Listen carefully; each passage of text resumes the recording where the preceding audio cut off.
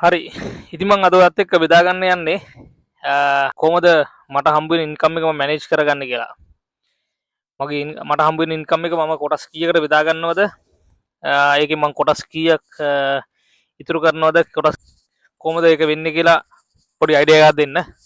මගේ මේ වෙලාවේ පර්සනල් එක්ස්පීරියන්ස් මේවා කිසිම ඉන්වෙස්ටිං අයිඩියාස් වක්වත් ඉන්වෙස්ටිං කරන්න කියනවක්වත් කියනව නෙමෙයි. සෝ මම බැලුවා මගේම තියරියක්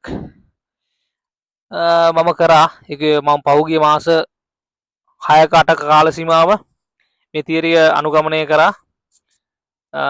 ඒ කියන්නේ මට මම දැන් ජීවත් වෙන්නේ එංගලන්තේ ලන්ඩන් වල. cost of living very high comparing to other cities.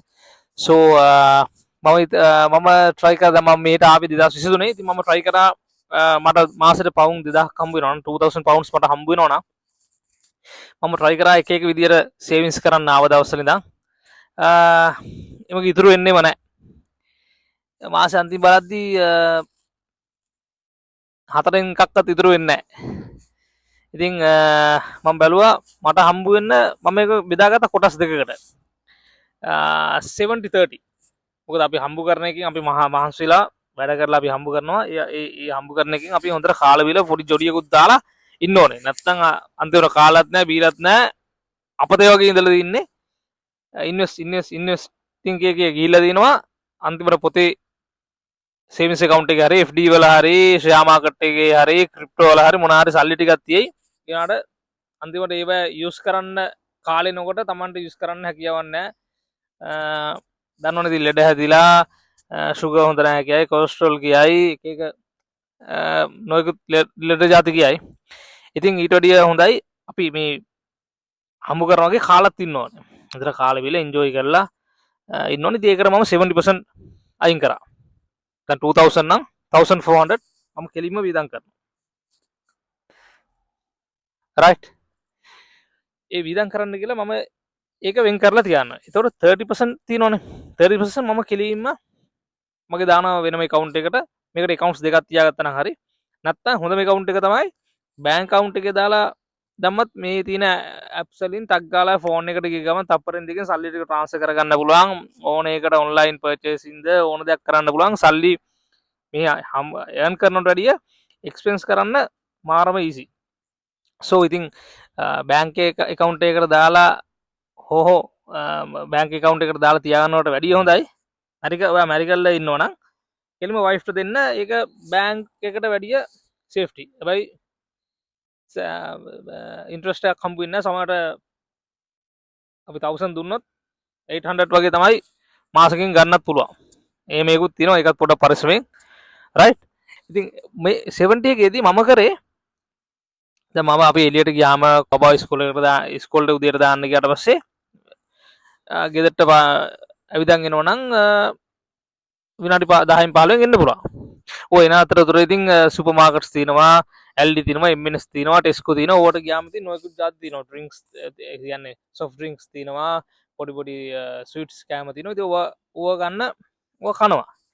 ඉතින් මොකද කරේ? උදේට මම කරේ මගේ පර්සනල් එක්ස්පීරියන්ස් එක විදිහට මම දැන් මේ වින්ටර් එකේ නම් ටිකක් අමාරුයි මේ සීතලත් එක්ක කරන්න. දැන් මේ සමයකේදී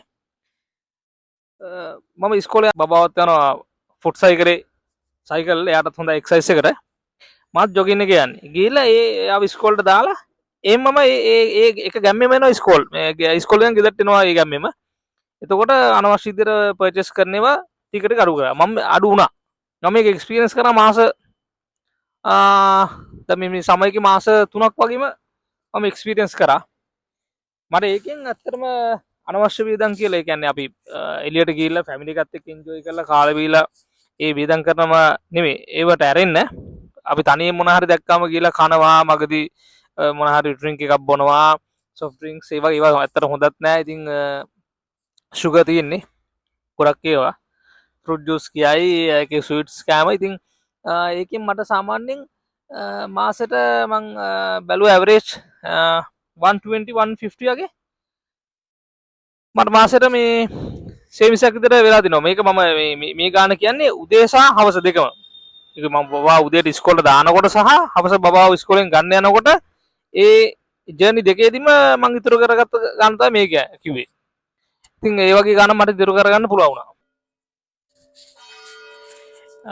ඉතින් මම මේ වීඩියෝ එක කරන්නේ පොඩ්ඩක් එළියට ඇවිල්ලා චර්ච් එකක් ගාව ඉඳන් චර්ච් එකේ බෙල් එකක් වදිනවා. මේකත් හොඳයි. මේ වීඩියෝ එකේ මම ඔයාලට කියන්නේ දැන් මම ඒක මාසෙට ගාන හිතන්න එපා. මාසෙට 120ක් 150ක් හරි අපි අඩුම කියන්නකෝ. අඩුම මම 100ක් එක සේවින් කරා නම් රයිට්. මට පෞගිය මාස 3-4ටම මම කෙලිම පවුම් 400ක් ඉතුරු කරලා තියෙනවනේ. ඒක ලොකු සේවින් නෑ නේ. එතකොට ඒක මම ඒක දිගටම ප්‍රැක්ටිස් කරා නම් මාස 12ක් මම කරා නම් පවුම් 1200ක්. ඒ කියන්නේ පවුම් 1200ක් අපි තවත් මේක මිනිමම් ගානක් මිනිමම් කරලා අපි විතර පවුම් 1000ක් කියලා. ඒක ලංකා සල්ලෙන් ගත්තාම ඉතින් ශ්‍රී ලංකා රුපීස් 4,50,000කට හිට් වෙන්න එනවානේ. ඉතින් එහෙම තමයි මගේ පළවෙනි ස්ටෙප් එක.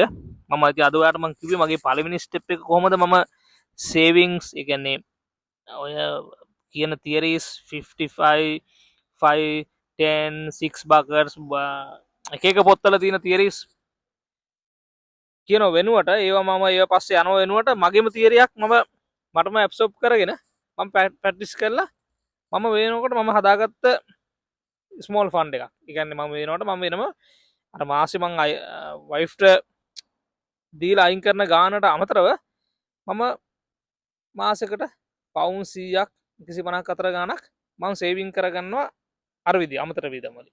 ඉතින් ඒක තමයි මට අද ඔයාලත් එක්ක ෂෙයා කරගන්න ඕනුනේ. මොනාරි මේ ගැන කමෙන්ට්ස් තියෙනවා නම් දාගෙන යන්න.